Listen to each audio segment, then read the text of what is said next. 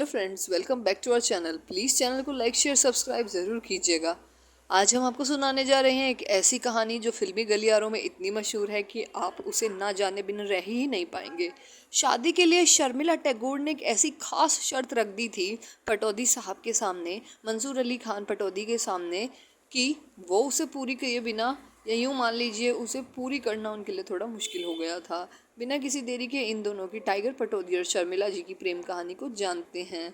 उन दोनों ने 5 दशकों तक एक दूसरे का साथ निभाया और उनकी इस खूबसूरत प्रेम कहानी पर यकीनन एक फिल्म बनाई जा सकती है। इतनी सुंदर कहानी थी उन दोनों की। बिना किसी देरी के जानते हैं क्यों। बंगाली ब्यूटी शर्मिला टैगोर के बारे में ऐसी बहुत सी बातें हैं जो फैंस को बहुत पसंद हैं।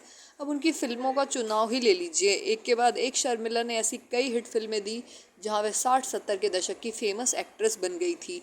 8 दिसंबर 1944 को पैदा हुई शर्मिला ने फिल्म इंडस्ट्री में अलग पहचान बनाई और सिर्फ रीजनल सिनेमा से ही नहीं बल्कि मेन स्ट्रीम बॉलीवुड में भी फेमस हो गई।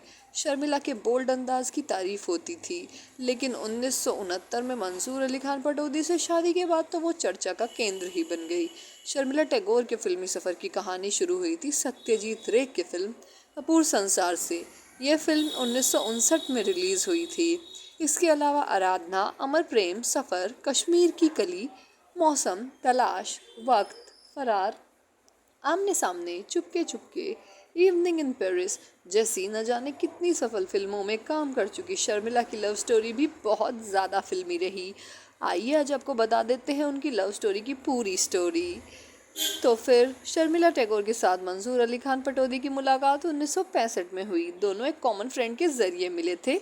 वैसे शर्मिला को तो क्रिकेट बहुत पसंद था, लेकिन मंसूर अली खान पटौदी को बॉलीवुड के बारे में जानकारी नहीं थी। शर्मिला को पहली ही मुलाकात में नवाब पटौदी का सेंस ऑफ ह्यूमर बहुत पसंद आया था।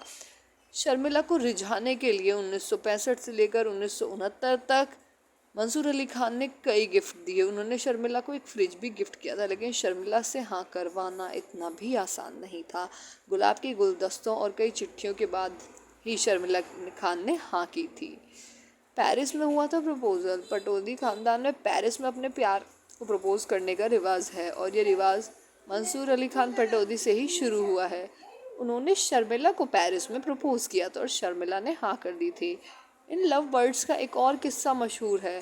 कहते हैं कि एक मंसूर अली खान पटौदी को सी ऑफ करने शर्मिला शूटिंग छोड़कर अहमदाबाद एयरपोर्ट चली गई थी।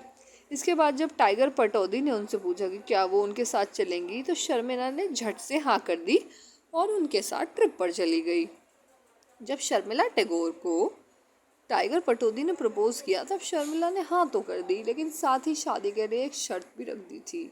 शर्मिला ने कहा था अगर मंसूर अली खान ने अपने अगले मैच में छक्कों की हैट्रिक लगाई तो वो उनसे शादी कर लेंगी। अब ये किस मैच की बात हो रही है ये तो याद नहीं, लेकिन इन दोनों की शादी ज़रूर हो गई थी। इन दोनों की शादी की सबसे बड़ी मुश्किल कहें तो ये थी कि दोनों बहुत ही अलग बैकग्राउंड से थे। शर्मिला फिल्मी बैकग्राउंड से थी और नवाब साहब क्रिकेट से।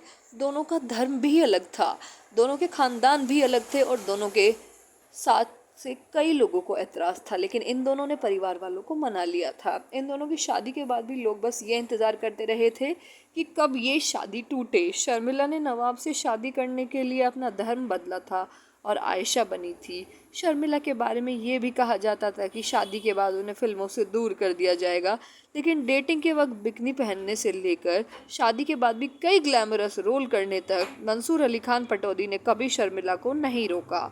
27 दिसंबर 1969 को दोनों की शादी हुई और ये शादी 42 साल तक कायम रही। 42 साल बाद 2011 में मंसूर अली खान पटौदी की मौत हो गई और इस खूबसूरत प्रेम कहानी का एक साथी बिछड़ गया। अगर आपको ये स्टोरी अच्छी लगी हो तो इसे प्लीज़ शेयर। हाँ।